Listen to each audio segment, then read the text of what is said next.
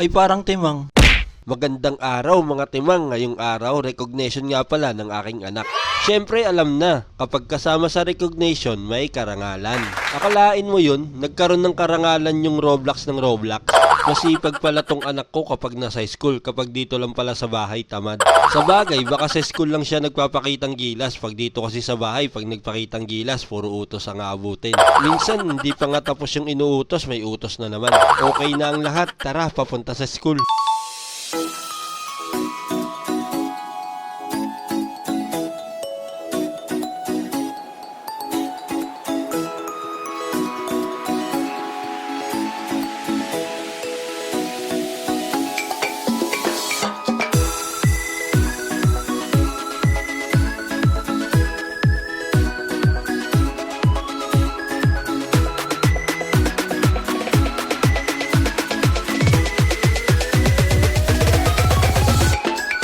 Akala ko late na kami, hindi pa pala nagsisimula, buti naman. Late na nga lagi anak ko sa school, pati ba naman sa recognition, malilate pa. Siyempre this time, maaga tayo, one day lang to, malilate ka pa. Baka mamaya tinatawag na yung pangalan ng anak mo sa stage, tapos ikaw nakikilay pa lang. Minsan kasi sumunod din tayo kapag may binigay na call time. Sinabi na ngang 9:30, kikilos ka 9:30 din. Ano ka, presidente, hihintayin? Buti pa to si Vincent, mabilis kumilos. Vincent nga eh. Sobra pa malagay dyan. Halo lang. Si Mayor na lang daw hinihintay, magsisimula na. Maya-maya lang dumating na agad si Mayor, nagmamadali. Grabe talaga si Mayor, wala man lang ka bodyguard, safe na safe.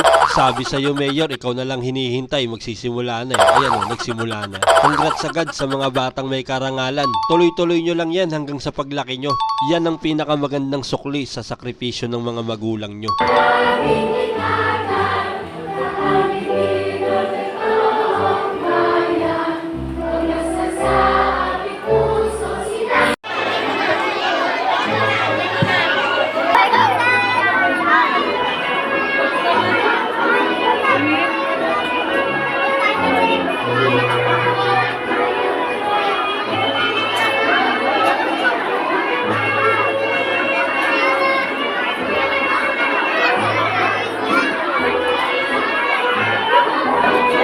Diana Maxine A. Benitez, may karangalan, batang aasar.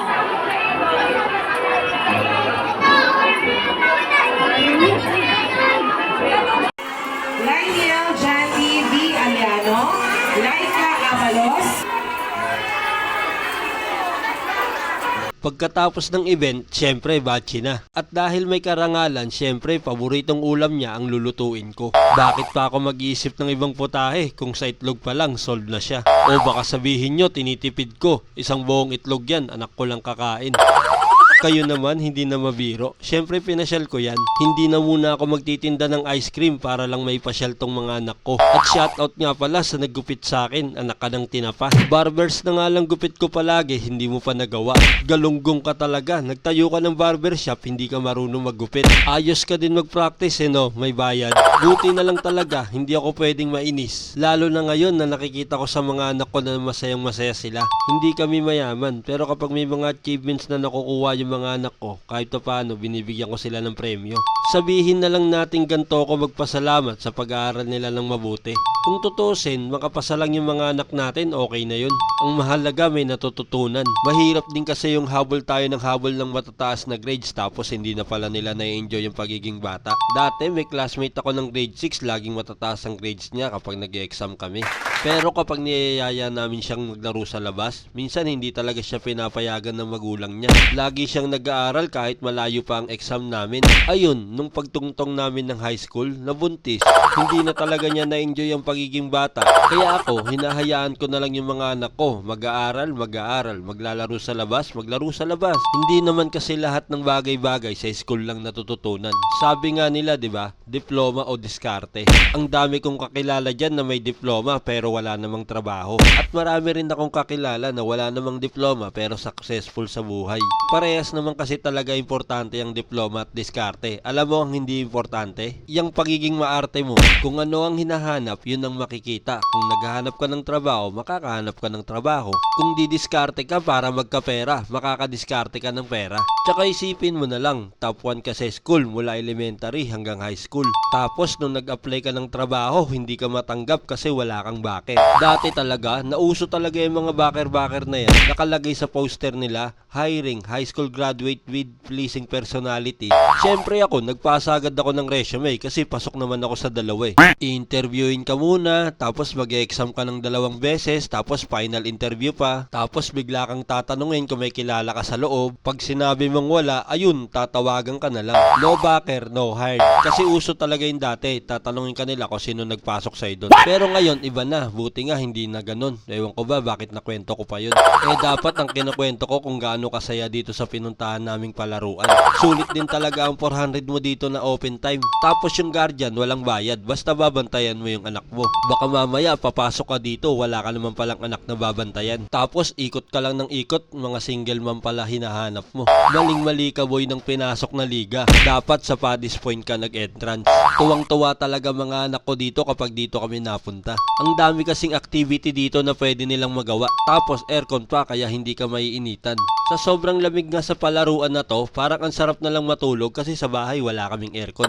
Kaya naghanap ako ng medyo liblib na pwedeng higaan. Buti na lang meron pala dito sa medyo tago. Kaso bawal kang humiga ng matagal kasi may mga bantay na nag-iikot. Ang maganda rito, pwede mo nang pakawalan yung anak mo at umupo ka na lang sa gilid. Kasi hindi naman papalabasin ng bata dito na walang kasamang magulang. At wala rin naman silang mga gamit na mababasag dito para bantayan mo pa. Siyempre, hindi ibig sabihin nun talagang matutulog ka na. Siyempre, sisilip-silipin mo pa rin. Baka mamaya nakikipag-away na pala yung anak mo tapos pa cellphone ka lang sa gilid. Para sa akin, sulit na sulit ang araw na to kasi nakita ko namang masayang-masaya yung mga anak ko. Bukod sa isang to na umiiyak kasi pagod na yata. Maghapon na kasi siyang gumagapang, pagod na ata yung dibdib. Kaya nilipat ko naman ng pwesto para tumigil. Isang masayang araw na naman ang na-experience ng aking pamilya. Hindi naman natin kailangan maging mayaman para mapasaya ang ating mga anak. Kailangan lang ng oras at konting sobrang pera. Yung iba nga may pera pero wala namang oras. Ako laging may oras pero hindi laging may pera. O paano? Hanggang dito na lang ulit mga timang. Salamat sa panonood. Pa-share naman po, please.